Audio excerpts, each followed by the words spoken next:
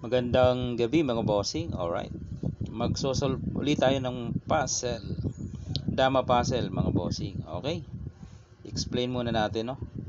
Ang itim meron siyang ilan? 2, 4, 6. May isang dama narito. Ang itim po, itong mga piyon ay pababa. Kung makarating dyan sa ilalim, ay dama na.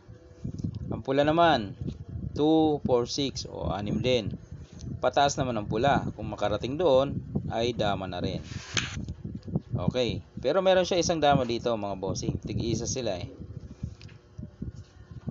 Ang gagawin lang mga boss ay unang sulong ang pula, kailangan talunin ng itim. Yun po ang kondisyon. Talo na po ang itim sa ganitong puzzle, ganitong formada o position. Okay? Huwag ka lang magkakamali ng K-move.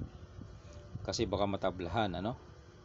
Halimbawa, inalis mo tong dama mo, inilagay mo dito, halimbawa, ito ang gagawin ng itim, no? Pakain siya. Imbis na manalo, ba tumabla pa, halimbawa, doon ka, pwede niyang buksan yan, tapos kakain siya ng dalawa. Pag dumama ka dito, captured, matatalo pa, no? Pag dito ka naman dumama, kain siya dito,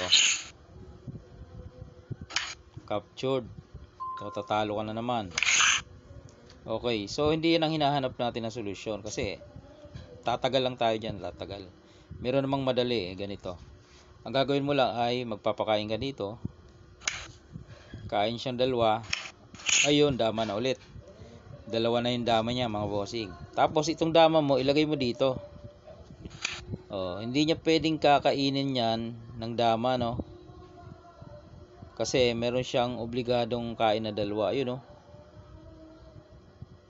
Ayun, na doon. Ayun, Saka mo yung dama ilagay dito. Kasi kakain pa yung isang dama niya. Ayan, kita na.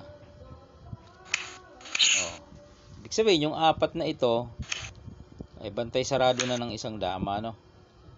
Diba, pinakain niya dalawa, hindi pa rin makalulusot kasi makukuha mo ang center. Magbabalik-balik yan dyan.